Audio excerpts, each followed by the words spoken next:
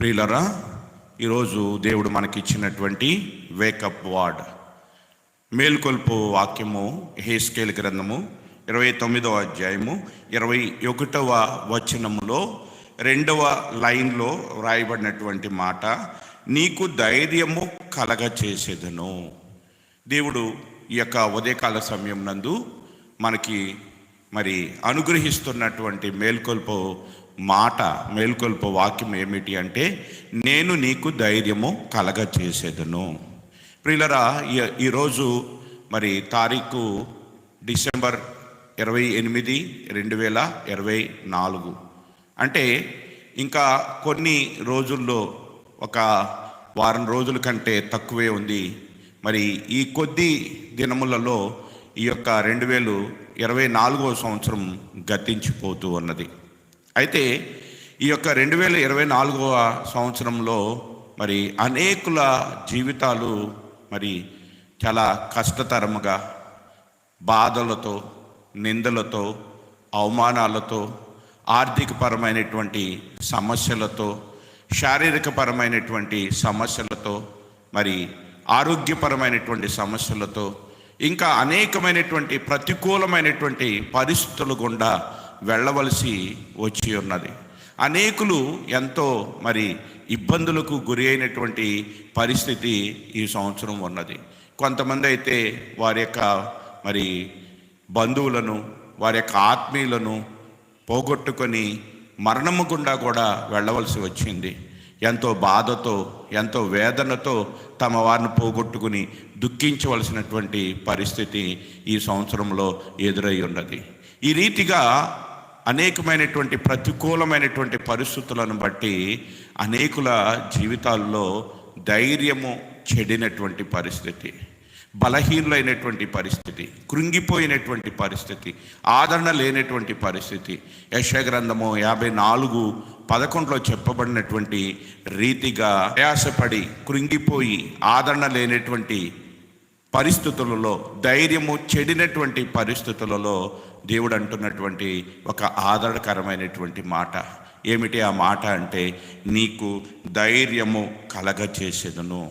దేవుడు ఈ యొక్క 2024వ సంవత్సరంలో ఎటువంటి బాధలను అనుభవించావో, ఎటువంటి శ్రమలు అనుభవించావో, ఎటువంటి కష్టాలను అనుభవించావో, ఎటువంటి ఇబ్బందులు గుండా ఈ యొక్క సంవత్సరము నడవలసి వచ్చిందో, ఎటువంటి ప్రతికూల పరిస్థితుల గుండా ఈ యొక్క సంవత్సరంను గడపవలసి వచ్చిందో, ఆ ప్రతికూల పరిస్థితులన్నిటిని తీసివేసి కృంగిపోయినటువంటి నిన్ను లేవనెత్తుతాను, బలహీనుడైనటువంటి నిన్ను బలపరుస్తాను, ధైర్యము చెడినటువంటి నిన్ను నేను ధైర్యపరుస్తాను, భయపడవద్దు అని దేవుడు ఈ యొక్క ఉదయకాల సమయం నందు ఈ యొక్క మాట ద్వారా మనలను ధైర్యపరచటానికి, ఆదరించటానికి, బలపరచటానికి, లేవనెత్తటానికి దేవుడు ఇష్టపడుతూ ఉన్నాడు. అందుకే ఈ ఉదయకాల సమయం నందు మన యొక్క దినచర్యను ఆరంభించటానికి దేవుడి యొక్క శ్రేష్టమైనటువంటి మాటను, ఆదరించేటువంటి మాటను, బలపరిచేటువంటి మాటను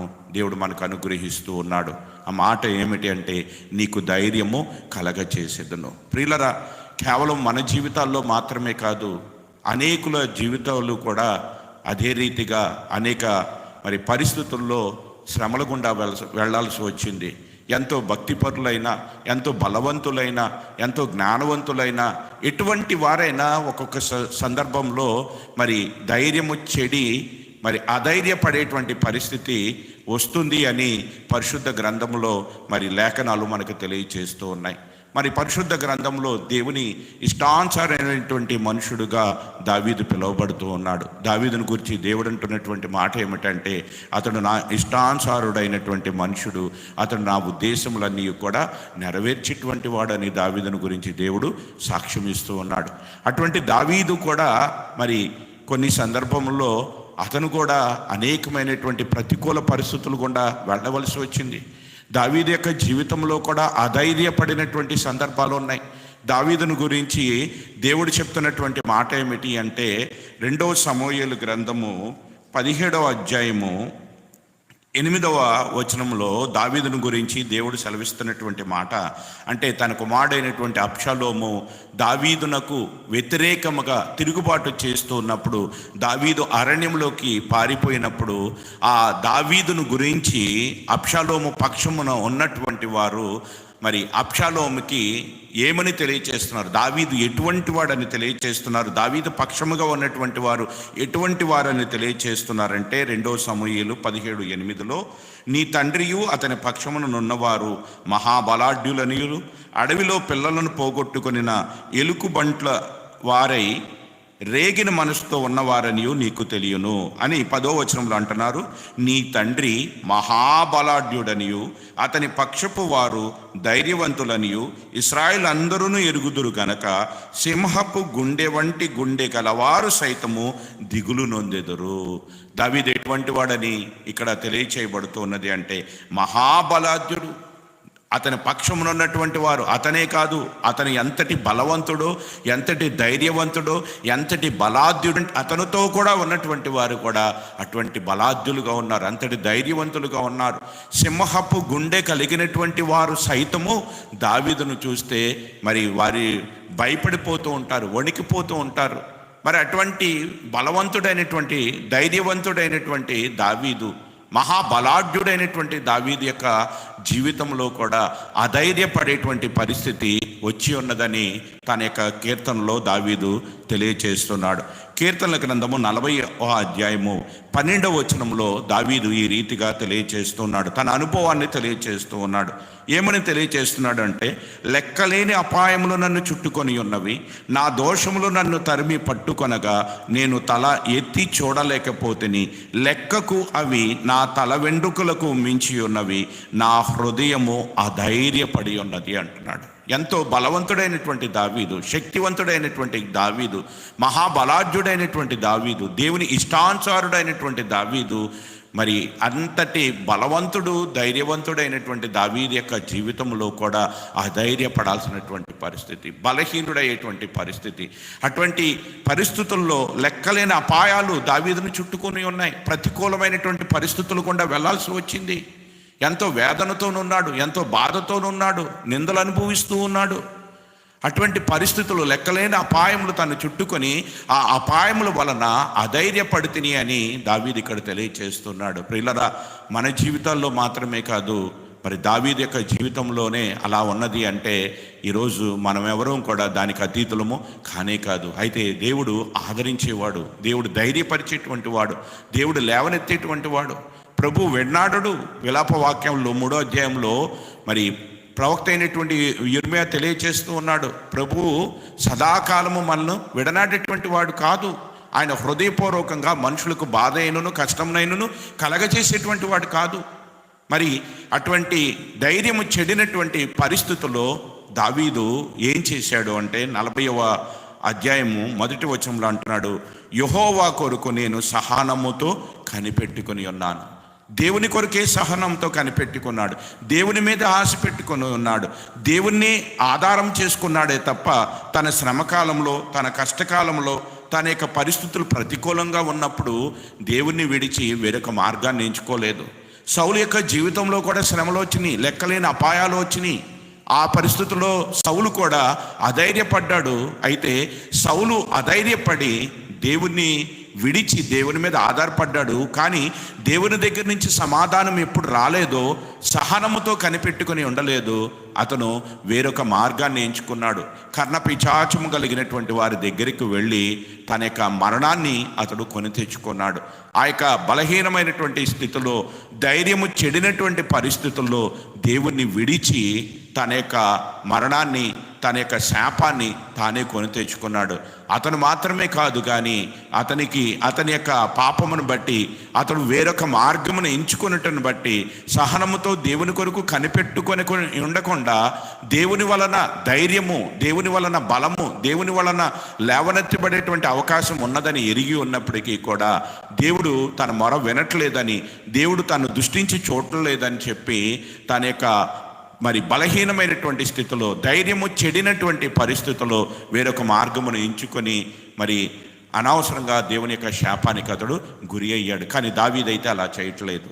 లెక్కలేని అపాయాలు తను ముట్టుకొని ఉన్నప్పటికీ, తను చుట్టూ ఉన్నప్పటికీ, లెక్కలేని అపాయాలు తను చుట్టుకొని ఉన్నప్పటికీ, మరి ఆ యొక్క అపాయములు, ఆ దోషములను బట్టి, ఆ శ్రమలను బట్టి, ఆ కష్టాలను బట్టి ధైర్యము చెడినటువంటి పరిస్థితుల్లో ఉన్నప్పటికీ సహనముతో యెహోవా కొరకు కనిపెట్టుకుని ఉన్నాను అని తెలియచేస్తూ 138వ కీర్తన 3వ వచనంలో ఈ రీతిగా తెలియచేస్తున్నాడు. ఏమని తెలియచేస్తున్నాడంటే, నేను మొరపెట్టిన దినమున నీవు నాకు ఉత్తరమిచ్చితివి. సహనముతో దేవుని కొరకు కనిపెట్టుకొని మరి దేవునికి మొరపెట్టినప్పుడు, లెక్కలేని అపాయములు అతను చుట్టుకొని ఉన్నప్పుడు, అనేకమైన ప్రతికూల పరిస్థితులు గుండా వెళ్ళవలసి వచ్చినప్పుడు, ఇబ్బందుల్లో, ఆ యొక్క మరి ప్రతికూలమైనటువంటి పరిస్థితుల్లో దేవునికి మొరపెట్టినప్పుడు దేవుడు ఏం చేశారంట? దావీదుకి ఉత్తరం ఇచ్చితివి, నా ప్రాణంలో త్రాణ పుట్టించి నన్ను ధైర్యపరచితివి. దేవుడు దావీదును ధైర్యపరిచాడని దావీదు మరి తాను రాసినటువంటి కీర్తనలో మనందరినీ కూడా ధైర్యపరచడు. అధైర్యపడినప్పుడు సహనముతో యెహోవా కొరకు కనిపెట్టుకుని ఉన్నాడు. తద్వారా దేవుడు అతని యొక్క మొరను ఆలకించాడు. తన యొక్క ప్రాణంలో త్రాణ పుట్టించి తర్వాత దావీదును ఏం చేశాడు?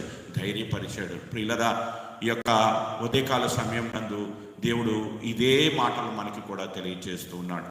దావీదును ఏ రీతిగా అయితే ధైర్యపరిచాడో, దావీదును ఏ రీతిగానైతే బలపరిచాడో, దావీదును ఏ రీతిగా అయితే లేవనెత్తాడో, ఈ ఉదయకాల సమయం నందు దేవుడు తన యొక్క వాక్కు ద్వారా, తన యొక్క మాట ద్వారా, తన ఆదరణకరమైనటువంటి ఈ యొక్క వాక్యము ద్వారా తిరిగి మనల్ని కట్టాలనుకుంటూ ఉన్నాడు. తిరిగి మనల్ని బలపరచాలనుకుంటున్నాడు. ఈ సంవత్సరంలో ఎదురైనటువంటి ప్రతికూలమైన పరిస్థితులను బట్టి, ఈ సంవత్సరంలో ఎన్నో కష్టాలు, నష్టాలు, వ్యాధులు, మరణాలు, దుఃఖము, ఆవేదనతో ఒకవేళ ఈ సంవత్సరం అంతా గడిచిపోతే యోబు భక్తుడు చెప్పినట్టుగా నా జీవితం అంతా కూడా నిట్టూర్పులే అని యోబు చెప్పినటువంటి రీతిగా ఒకవేళ ఈ 2024వ సంవత్సరము అటువంటి ప్రతికూలమైనటువంటి పరిస్థితిగా, చేదు జ్ఞాపకాలను మిగిలించినటువంటి సంవత్సరముగా ఒకవేళ ఉంటే దేవుడు అంటున్నాడు, ఆ చేదు జ్ఞాపకాలను బట్టి మనము ధైర్యము చెడినటువంటి వారముగా, అధైర్యపడినటువంటి పరిస్థితుల్లో ఉండి భవిష్యత్తు ఏమిటో తెలియనటువంటి గందరగోళమైనటువంటి పరిస్థితుల్లో మనం మరి అధైర్యపడినటువంటి వారముగా ఉన్నటువంటి వారమని దేవుడు ఎరిగి తన యొక్క మాట ద్వారా మనల్ని ఆదరించడానికి ఈ ఉదయకాల సమయం నందు ఈ యొక్క లేఖన భాగాన్ని దేవుడు మనకు అనుగ్రహిస్తూ ఉన్నాడు. దేవుడిచ్చేటువంటి ఈ ఆదరణకరమైనటువంటి మాట, మేల్కొల్పేటువంటి మాట, లేవనెత్తేటువంటి మాట, బలపరిచేటువంటి మాట, ధైర్యపరిచేటువంటి మాట. ఆ మాట ఏమిటి అంటే యెహెజ్కేలు గ్రంథము 29వ అధ్యాయము 21వ వచనంలో ఇందాక మనం చదువుకున్నటువంటి మాట ఏమిటి అంటే 21 లైన్లో ఉన్నటువంటి మాట, నీకు ధైర్యము కలగజేసేదను. దేవుడు మనల్ని ధైర్యపరచటానికి, బలపరచటానికి, లేవనెత్తటానికి ఆయన ఇష్టపడుతూ ఉన్నాడు. అందుకనే ప్రభువైనటువంటి యేసుక్రీస్తు ఈ లోకంలోనికి వచ్చి ఆయన మన కొరకు తన ప్రాణాన్ని పెట్టి, తన రక్తాన్ని చిందించి, సమాధి చేయబడి, తిరిగి లేపబడి, పరలోకానికి వెళ్ళి మనలను ధైర్యపరచటానికి దేవుని యొద్ద నుండి ఒక ఆత్మను, పరిశుద్ధాత్మను దేవుడు మనకి ఈ లోకానికి పంపించాడు. ఆ పరిశుద్ధాత్మ ద్వారా దేవుడు మనల్ని ధైర్యపరచడానికి ఇష్టపడుతూ ఉన్నాడు. దేవుడు మనకి ఇచ్చినటువంటి ఆత్మ అది పిరికితనము కలిగినటువంటి ఆత్మ కాదు. అది బలపరిచేటువంటి ఆత్మ, అది ధైర్యపరిచేటువంటి ఆత్మ, అది నిలబెట్టేటువంటి ఆత్మ. ఆ యొక్క పరిశుద్ధాత్మ అనేటువంటి వరము ద్వారా దేవుడిచ్చినటువంటి ఈ వాక్కు, దేవుడి యొక్క మాట మనల్ని ఏం చేస్తుంది అంటే ధైర్యపరుస్తుంది, ప్రతికూల పరిస్థితుల్లో నిలబెడుతుంది, ఆదరణ లేని స్థితిలో ఆదరిస్తూ ఉంటుంది. కాబట్టి ఈ ఉదయకాల సమయం నందు ఈ యొక్క మాట, ఈ యొక్క పురుగొల్పు వాక్యమును చేతబట్టుకొని మనము బలహీనటువంటి స్థితిలో నుండి బలపడటానికి ఈ యొక్క లేఖన భాగాన్ని, ఈ మాటలను మనం ఆధారం చేసుకుందాం. దేవుడు మనతో మాట్లాడుతున్నటువంటి మాట, మనల్ని బలపరచడానికి ఈ సంవత్సరపు అంతములో ఉన్నటువంటి మనకు దేవుడిస్తున్నటువంటి మేల్కొల్పు వాక్యము మరి ఏమిటి అంటే, నేను నీకు ధైర్యము కలగచేయుదును. ప్రియులరా, ఈ యొక్క లేఖన భాగాన్ని మరి ఆధారం చేసుకొని దేవుడు మనల్ని ధైర్యపరుస్తానన్నాడు. ఈ సంవత్సరం ఉన్నటువంటి ప్రతికూల పరిస్థితుల నుంచి దేవుడు విడిపిస్తానంటున్నాడు. ఈ ప్రతికూల పరిస్థితుల్లో నిలబడటానికి దేవుడు ధైర్యం ఇస్తానని వాగ్దానం చేస్తున్నాడు. వాగ్దానం చేసినటువంటి దేవుడు నమ్మదగినటువంటి వాడు కనుక మరి సహనముతో దావీదు ఏ రీతిగా దేవుని కొరకు కనిపెట్టుకుని ఉన్నాడో ఆ రీతిగా ఈ సంవత్సర అంతమందు సహనముతో దేవుని కొరకు కనిపెట్టుకుందాం. ఆ యొక్క దేవుడు విడనాడేటువంటి దేవుడు కాదు. ఆయనకు అనుదినము నూతనముగా మన పట్ల ఏం కలుగుతుంది అంటే వాత్సల్యము కలుగుతున్నది. ఆయన ఎంతైనా నమ్మదగినటువంటి వాడు. దావీదును బలపరిచినటువంటి దేవుడు. సహనముతో ఎవరైతే ఆయనను కనిపెట్టుకొని ఉంటారో, ఆయనకు మొరపెడుతూ ఉంటారో, ఆయన సన్నిధిలో మరి ఆయన మీద మన యొక్క భారమును ఎవరైతే ఆయనకు అప్పగించుకుంటూ ఉంటారో, మన భారమును ఆయన మీద వేసినట్లయితే ఆయన మన భారమును తొలగించి అధైర్యపడినటువంటి మనలను బలపరిచేటువంటి వాడుగా ఉన్నాడు, ధైర్యపరిచేటువంటి వాడుగా ఉన్నాడు. ఈ యొక్క సంవత్సరాంతంలో దేవుడిచ్చినటువంటి ఈ గొప్ప ఆదరణకరమైనటువంటి మాట ద్వారా ధైర్యము చెడినటువంటి మనము ధైర్యముతో ముందుకు సాగుదాం. దేవుని కొరకు కనిపెట్టుకుందాం. దేవుని మీదే ఆశ కలిగి ఉందాం. దేవుడి యొక్క లేఖన భాగాలను మన యొక్క వినికిడిలో దీవించి ఆశీర్వదించి ఈ యొక్క లేఖన భాగముల ద్వారా మనలను ధైర్యపరచును గాక. ఆమేన్. ప్రార్థించుకుందాం. ప్రేమ నమ్మకం కలిగిన మా ప్రియమైన పరలోకపు తండ్రి, ఈ ఉదయకాల సమయం నందు ప్రభువా నీ యొక్క లేఖముల ద్వారా మమ్మల్ని ధైర్యపరచటానికి మీరు చూపినటువంటి కృపను బట్టి నీకు వందనాలు. నీ లేఖముల ద్వారా మమ్మల్ని ఆదరిస్తున్నందుకు, బలపరుస్తున్నందుకు, లేవనెత్తుతున్నందుకు తండ్రి నీకే స్తుతులు, స్తోత్రాలు. ఈ సంవత్సరం అంతా కూడా అనేకమైన ప్రతికూలమైన పరిస్థితులు గుండా అనేకులైనటువంటి మేము ప్రయాణించవలసి వచ్చినది ప్రభువా. అయినప్పటికీ నీ కృపను మాకు తక్కువ చేయలేదు. ఈ సంవత్సరం అంతమందు మాకు కలిగినటువంటి ప్రతికూలమైన పరిస్థితుల్లో ధైర్యము చెడినటువంటి వారముగా మేము ఉన్నప్పుడు ధైర్యపరచటానికి నేనున్నానని మరొకసారి ఈ ఉదయకాల సమయం నందు నీ లేఖము ద్వారా మాతో మాట్లాడారు ప్రభువా. అందుని బట్టి నీకు వందనాలు, స్తోత్రాలు.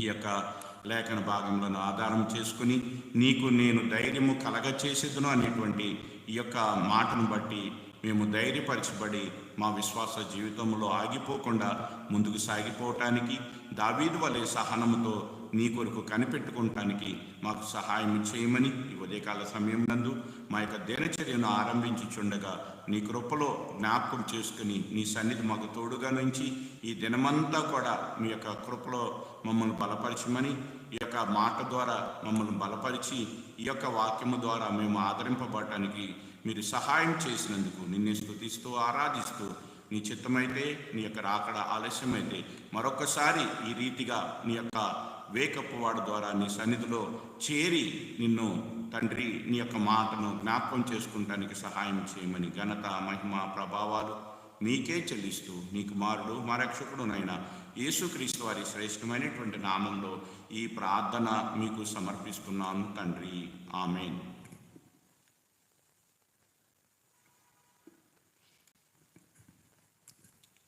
ఆన్లైన్ ద్వారా ఏకీభవించిన ప్రభునందు ప్రియులైన మీ అందరికీ కూడా మరొకసారి ప్రభు అయిన యేసుక్రీస్తు నామంలో ప్రైజ్ ద లార్డ్. అందరికీ వందనాలు.